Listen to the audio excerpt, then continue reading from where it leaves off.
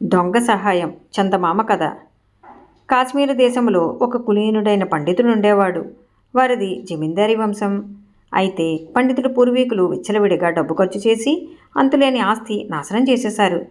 ఆ కారణం చేత పండితుడు చాలా సామాన్య స్థితికి దిగజారిపోయాడు. అయితే ఈ సంగతి లోకానికి తెలియకుండా ఆయన గుంపనగా సంసారం వెళ్ళబుచ్చుతూ వస్తున్నాడు. ఈ పండితుడికి చందనాల కుమార్తె ఉన్నది. ఆమెను చేసుకుంటామని ఎందరో యువకులు ముందుకు వస్తున్నారు. కానీ పండితుడు తన కుమార్తె పెళ్లి చేసే స్థితిలో లేడు. ఈ సంగతి కూడా ఎవరికీ తెలియదు. పండితుడు నివసించే లోగుల అడుగున మాలిగల్లో నిధి నిక్షేపాలు ములుగుతున్నాయనే అందరూ అనుకునేవారు. ఈ భ్రమ మూలంగానే పండితుడికి సుందరుడు అనే వాడితో వైరం కూడా వచ్చింది.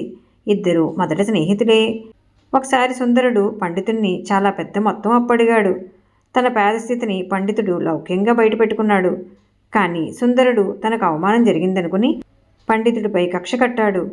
పండితుడిపై పగ తీర్చుకోవాలన్న ఉద్దేశంతో సుందరుడు ఒక గజ దొంగను పట్టుకుని పండితుడి సొత్తంతా కాజేయమని వాడిని అడిగాడు. గజ దొంగ అందుకు సంతోషంగా ఒప్పుకున్నాడు.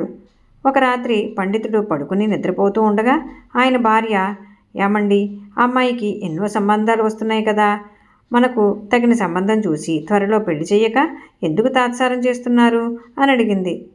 తాము ఆర్థికంగా చితికిపోయిన సంగతి ఆమెకు కూడా తెలియదు.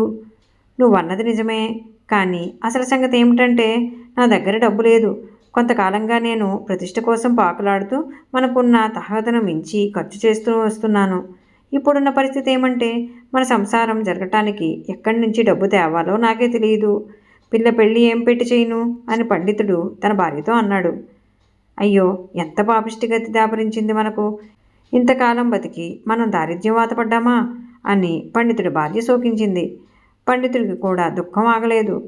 భార్యాభర్తల సంభాషణ అంతా గజదొంగ విన్నాడు. పండితుడి ఇల్లు దోచే ఉద్దేశంతో వాడు ఆ రాత్రి దొంగతనంగా లోపల చెరబడ్డాడు.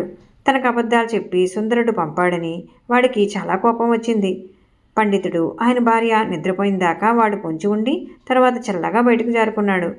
మర్నాడు ఉదయం సుందరుడు గజదొంగ కోసం చాలాసేపు చూశాడు. వాడు రాలేదు సరికదా, సుందరుడింటిని ఎవరో కొల్లగొట్టినట్లు తెలిసింది. ఇంట్లో ఒక్క నగ మిగలకుండా ఎవరో అంతా ఊడ్చేశారు.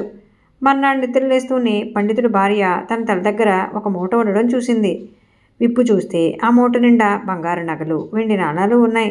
దానితో పాటు ఒక కాగితం ముక్క మీద మీ కుమార్తె వివాహానికి గజదొంగ సమర్పించుకుంటున్న చిన్న కానుక అని రాసి ఉన్నది.